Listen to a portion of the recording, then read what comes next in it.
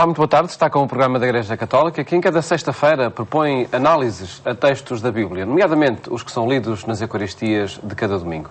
É o que faremos nos próximos minutos, no diálogo com a irmã Luísa Almendra, professora de Sagrada Escritura na Faculdade de Teologia da Universidade Católica Portuguesa, e o Cónigo António Rego, jornalista. Muito boa tarde e obrigado por estarem neste programa, onde de facto queremos propor a análise a três textos. Talvez entre eles encontremos depois um fio condutor, uma temática comum, mas vamos desde já a análise de cada um deles. A primeira leitura que se escuta nas Eucaristias deste domingo é do livro do Êxodo, no capítulo 3, e a irmã Luísa Almendra, que episódio é esse, que encontro é esse entre Moisés e Deus, entre Moisés com a missão que Deus tem para ele?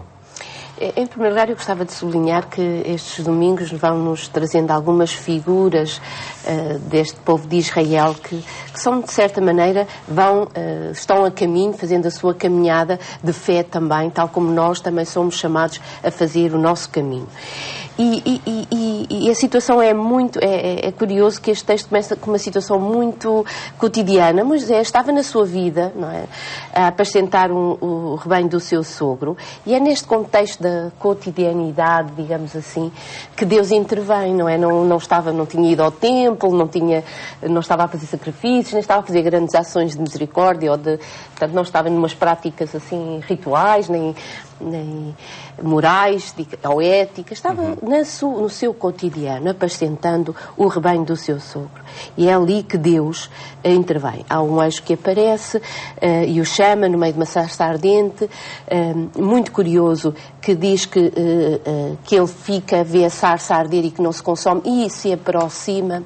É muito curioso que o texto diz que aproxima, mas o que lá está no original do texto é que ele se distanciou, porque para compreender, é que muitas vezes a maneira de nós nos aproximarmos, isto é, de chegarmos à compreensão de algo que está a acontecer, é distanciar-nos e compreendermos esse processo. Há aqui algum erro de tradução? Não é um erro de tradução.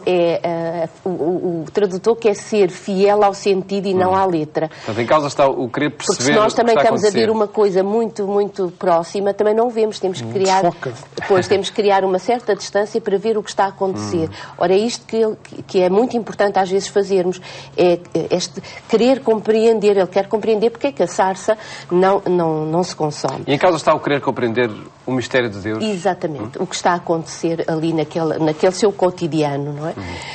E esse é que é o esforço de aproximação. Esse é o segredo de aproximar. O segredo de nos aproximarmos do mistério passa por este exercício, este querer compreendê-lo e querer, pelo menos, tentar ver o que é possível a relacionar-me com ele. E antes de seguirmos no texto, irmã, permita que pergunte ao Cónigo António Rego que esforço é este de cada crente, afinal, de cada pessoa no seu cotidiano, quando pode emergir este Deus? Está aqui uma operação muito complexa e muito complicada, que é a nossa aproximação de Deus. Como é que a gente se aproxima de Deus? Primeiro Ele tem que nos chamar, depois a gente tem que responder, depois a gente tem que ter a disponibilidade para perceber que Ele nos chama. E aqui está o fenómeno da fé, porque às vezes diz-se que eu não tenho o dom da fé, mas que condições é que eu crio para ter o dom da fé? E depois, esta aproximação de Deus, eu, por exemplo, quando de manhã, antes de celebrar a Eucaristia, eu vou sempre um bocado mais cedo e ajoelho-me mesmo,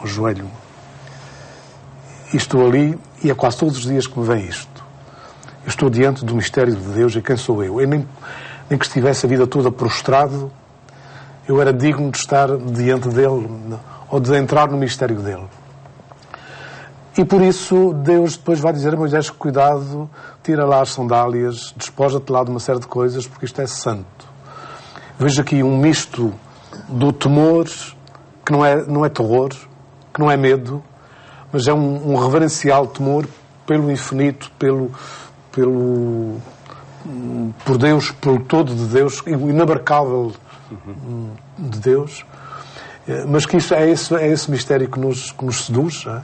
O divino, o transcendente, e não sei explicar muito mais. Ele depois explicou: eu sou aquele que é. E vamos seguir no texto. Mas eu estava a sublinhar esta viagem interior que nós fazemos, e Deus não se trata por tu a brincar. Ou seja, este mistério tem que estar sempre entre Ele e nós, apesar de tentarmos estar próximos. Desculpem lá a minha sim, de facto, a experiência de fé, acredito que seja muitas vezes indizível, não é? Como também aqui. E todos estes sinais, irmã, qual é a função deles no texto? Que o Padre Rego há pouco referiu, tirar as sandálias, pois a terra que se pisa é sagrada. Qual é a função deles nesta narrativa? Estas palavras e o testemunho que o Padre Rego nos deu é muito bonito e ajuda-nos muito a perceber que o texto, ele quer se aproximar do que está para perceber, quer ver porque é que a sarça não se consome, e Deus diz: não te aproximes. Não é?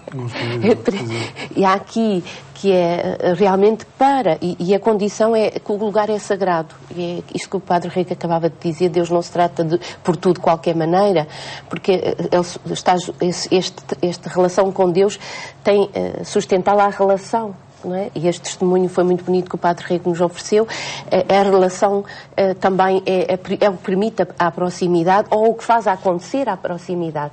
Não é tanto só, quando falávamos aqui de querer compreender, não é pela nossa capacidade humana, essa compreensão é dom de Deus. E isso vai ser muito sublinhado no que vem a seguir, porque o que vem a seguir é que Deus vai mostrar toda a sua iniciativa de se oferecer à humanidade, e nomeadamente a este povo que estava a viver em situações muito difíceis. E o texto vai estar todo na primeira pessoa. E eu sublinhava os verbos. Deus diz, então, a Moisés: eu vi, eu escutei e eu conheço a realidade deste povo, do meu povo. Portanto, toda a iniciativa. Se no domingo passado nós éramos levados para a gratuidade de Deus, que faz aliança sem precisar que nós passemos também, vamos lá assinar o nosso pacto. Aqui, neste domingo, nós somos levados a perceber Deus, este Deus em quem acreditamos, como um Deus que está presente, viu, escutou a opressão do povo e conhece a realidade, a nossa realidade, a realidade deste povo. E a seguir empurra Moisés, envia-o. Tens de ir, não fiques por aí, quer dizer, não nomeia uma comissão. A missão entrega a Moisés. Exatamente, é preciso agora ir libertar o meu povo, e isso vai acontecer. Portanto, trata-se de tudo isto que é, e muito, muito bem observado, que é de facto admirável, mas depois trata-se de enviar a missão e comprometer, e Moisés está, digamos, entalado para fazer isso mesmo, e não tem outra saída, e vai e acontece o que nós... E depois surge essa pergunta, e se me perguntarem qual é o seu nome? Ou seja, quem é que me manda libertar, não é? O nome de Deus, a questão do nome de Deus está aqui presente, e ela vai se perpetuar, é transversal no percurso bíblico, porque nós vamos encontrar também nas primeiras comunidades cristãs, mesmo os primeiros milagres dos discípulos, foi em nome de Jesus, eu te digo, Pedro diz, levanta-te. O nome, a questão do nome de Deus era muito importante. E porque havia vários nomes para designar a Deus.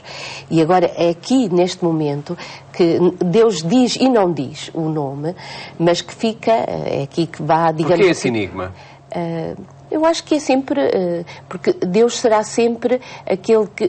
Talvez porque o nome também significava apropriação, e Deus nunca será... Não se pode traduzir por aquele que é. Aquele que é. O que lá está, será... Eu acho que há esta infinitude, esta esse dinamismo de presença. Esta volta para além do tempo, para além das coisas. Mas essa é um bocadinho uma leitura nossa já do que lá está no texto, do hebraico, permite essa plasticidade, não é? Do tempo futuro, presente e do tempo passado. Mas o que fica aqui é marcado por uma... Quer dizer, este Deus não é o mesmo de qualquer outro povo, que ali é um Deus que está marcado por este acontecimento presente, não é? É por isso que Yahvé, aquilo que, enfim, as consoantes, nós só ficamos com as consoantes deste nome, não é? De Deus, vai sempre ser aquele que é um Deus muito pessoal de Israel, que se revela neste momento, este Deus que viu, conhece e que escutou a opressão, e que sempre que Deus escuta, Deus exerce uma ação salvadora, não é? Ele escutou e vai libertar o seu povo, não fica indiferente, e é aqui que cria uma relação muito grande, de proximidade muito grande com este povo, e é sempre, Yahvé vai se tornar o Deus pessoal de Israel. Israel vai nomear a divindade por outros nomes, como o Elohim, outros nomes para o Senhor, o Omnipotente, que são traduzidos desta forma. Mas o Deus de libertador, este Deus da experiência do êxodo, é muito pessoal de Israel. Nós vamos herdar, é o Deus de Jesus Cristo, nós vamos herdar a fé neste Deus. Não é? Esta promessa de libertação, Padre Rego, é que hoje também se está a cumprir, e que se cumpre em cada tempo? É o paradigma da libertação, que depois São Paulo, a seguir na leitura, e podemos passar já para esse texto. É muito interessante como ele transpõe a libertação apenas, deste aspecto, apenas podíamos dizer, da situação concreta de escravidão no Egito para a terra prometida, para a liberdade. E São Paulo, por isso eu me atrevo a adiantar, São Paulo depois vai tomar estes elementos todos aplicados a Cristo, dando-lhes o sinal da nossa libertação interior. Isto é... E falámos da segunda leitura, primeira Epístola aos Coríntios, no capítulo 10. Para a segunda, mas vejo-a tão bem urdida com a primeira, porque lhe dá um sentido neotestamentário e, digamos, mais longe do que quem poderia pensar que estava ali apenas um compêndio político. No Êxodo, quando está um compêndio político, humano e espiritual. E aí talvez, não sei se a irmã quer entrar nos pormenores de São Paulo, podemos entrar. Até porque há referências diretas. Há uma referência à viagem entre o deserto e a terra prometida, ao batismo de Moisés, ao alimento espiritual do deserto, ao rochedo espiritual que foi encontrado, e a dizer aos coríntios que aprendam a lição do deserto. Ou seja, tudo o que se tinha passado acaba por ter aplicação àquela comunidade e, agora respondendo diretamente à pergunta, acaba por estar presente no mundo 2. Eu acho que qualquer cristão está nestas duas frentes e nunca pode... Às vezes diz a libertação de um povo. É uma libertação, obviamente, da miséria, todas as situações de subdesenvolvimento e de escravatura, obviamente. Mas não acaba aí. Há uma dimensão na pessoa que não é apenas a do pão físico, ou do estar, ou do ser, ou do ter. E por isso o cristianismo, penso que oferece esta dimensão plena de libertação em Jesus Cristo e experiencialmente nesta comunidade de Corinto a que se refere, a que se dirige São Paulo. Eu ia pedir à irmã para comentar o texto a partir de uma expressão que é esta. O rochedo era Cristo. Que densidade está aqui, que séculos de história... Pois, chegaremos também ele vai buscar também esta imagem do rochedo, também fazia parte da caminhada do deserto, e agora, não é, este rochedo onde brotou a água e saciou a sede, agora é Cristo. Ele está a propor um modelo, não é? E que ia chamar a atenção para não cometer os mesmos erros do passado. Qual era este grande erro do passado que ele fala aqui, do murmurar, essencialmente ele fala do murmurar, na maioria deles não agradou a Deus, murmuravam, porque diziam, Deus não está connosco, Deus trouxe-nos para este deserto e agora vai nos deixar morrer à sede, à fome. No fundo, o erro era a falta de confiança, muitas vezes, e a autossuficiência, este querer fazer por si mesmo, não é? E diz, estes factos serviram para, como exemplo, a fim de não cobiçarmos o mal, não murmurarmos, por aí fora. E nesse sentido Cristo vem mostrar, não é? Vem exemplificar este estar em Deus, este permanecer confiante em Deus, e não de uma maneira prepotente, autossuficiente, porque eu ia sublinhar esta expressão que eu acho muito bonita com que Paulo termina. Portanto, quem julga estar de pé, tome cuidado para não cair. E este é um programa... Parece uma sentença sábia, não é? De sabedoria, mas é um programa muito bonito para a Quaresma. Eu acho que se cada um de nós também, neste percurso da Quaresma, também tomasse esta frase de Paulo, este apelo de Paulo, portanto, no meio de tudo isto, a nossa confiança está em Deus e, portanto, quem está de pé, tenha cuidado para não cair. Alguns caem, ajudemos a levantá-los, ajudemos uns aos outros no nosso caminho. E quem está de pé também não fique orgulhoso e ensoberbeça, não é? Quer dizer que nada está garantido? Nada está garantido. Nós vivemos nas mãos de Deus também, confiando nele. E essa experiência de que nada está garantido, Padre Henrique, de facto, é aquela que fazemos, sobretudo neste contexto atual de crise, de fragilidade financeira e social. Exatamente. Estamos, de facto, mergulhados perante a surpresa que nos pode cair a cada momento, quer de uma torre de Siloé que pode cair sobre nós, quer de um acidente que a gente possa ter, quer de uma doença que nos possa atacar, quer de uma crise social que nos possa dizer que não temos salário daqui a uns tempos. Há esta contingência humana, esta fragilidade humana imensa, mesmo dos poderosos, dos superpoderosos, porque nesta matéria somos muito mais iguais do que aquilo que parece. Há, de facto, gente mais forte, gente mais rica, gente mais poderosa, mas que está também sujeita a tantas fragilidades da própria humanidade. E creio que São Paulo chama a atenção para esta condição, para esta hipótese de se cair, não apenas na virtude, mas também na nossa condição humana. Isso não é desesperante, mas é dizer-nos que o reino de Deus está a caminho, não está pronto, e que, digamos, também temos de descer, tal como víamos, temos de descer também do Tabor para a viagem real e realista que há a fazer. E vemos isto hoje nas tensões sociais, vemos isto hoje nas manifestações, nos descontentamentos, nas pessoas que perdem tantas coisas, nos acidentes que vão surgindo. Faz parte da nossa condição humana. Mas também faz parte da nossa condição de cristãos ter uma fé que não faz Deus fechado ao nosso problema, ou pessoal, ou comunitário, ou social. Porque a história tem uma viagem de que nós somos um elemento, não somos todos os elementos.